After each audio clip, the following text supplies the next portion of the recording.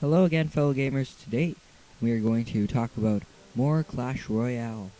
And the topic today is the Valkyrie and this new deck that I made to make the Valkyrie even better.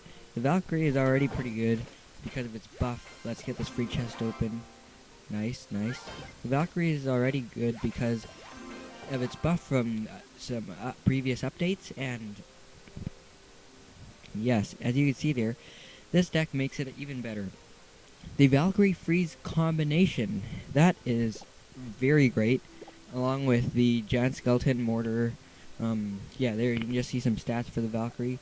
And I got my freeze to level 2 a long time ago, actually. And my giant skeleton is also level 2 there. And I got my hog rider, archers, arrows, and spear goblins. And I would like to jump into a replay for you guys to show, how is it good, what's going on, how, just see it in action, okay? We'll go just waiting. We always start off like this. And there's that mortar card. Some people might think of it as troll, but, it's great. I normally just do the defensive mortar because, it's great. It can take off, other defenses that can't get it. But this time we're going for the offensive mortar. It already got some hits from the barbarians, but it's okay. It got one shot off. But those minions, though, minions are really powerful, and if even, look, 3, it got, a bunch of health off. Not a bunch, but a bit. A pretty good amount. So, imagine the minion horde against your tower. I mean, that would take a huge amount of health from your tower. So I throw my giant skeleton down, and he's planning for a little push of his own.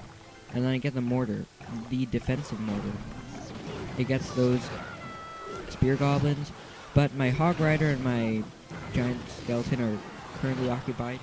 As my mortar gets off a couple hits off those barbarians, and the giant bomb overall finishes all of them. He hits me with a well played, and I say well played, and he cries for some reason. But yeah, that defensive mortar.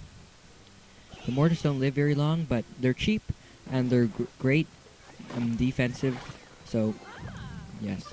Then I'm going to drop my Valkyrie as a little push, and block the prince with the giant skeleton.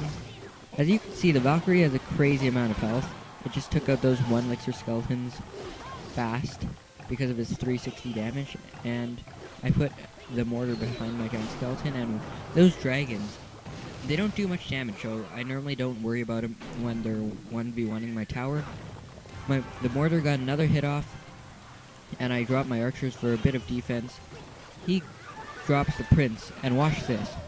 The Valkyrie sustains all that damage from the prince. Well, it eventually dies, but look, it basically destroyed the prince.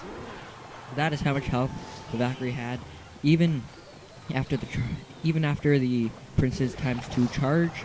And that was a nice arrow. And I'm going to put the giant skeleton with the archers, as he has barbarians, which is a great counter troop. There I do it again. I drop my Valkyrie to block the prince, and I got some little troops coming. And I drop my hog there.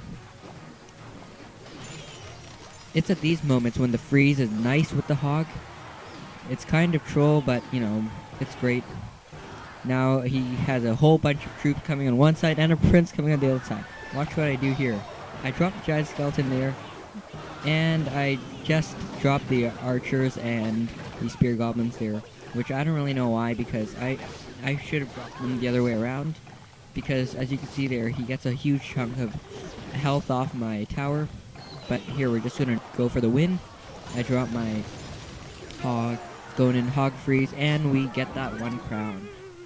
So, as you can see there, those are the highlights of the combinations, how the deck works together, the Valkyrie, the freeze, the hog rider, the giant skeleton, all those other troops. It's a great deck. And, yeah, I hope you learned from this. Yeah, there's the deck again, as you can see. I had some cheap troops, like the spear gobs, the arrows, and the archers, as well as the expensive troops like the giant skeleton. Actually, that's the only expensive troop. This is a 3.8 deck, so, it's pretty cheap. I normally try going for decks below 4, so they're good in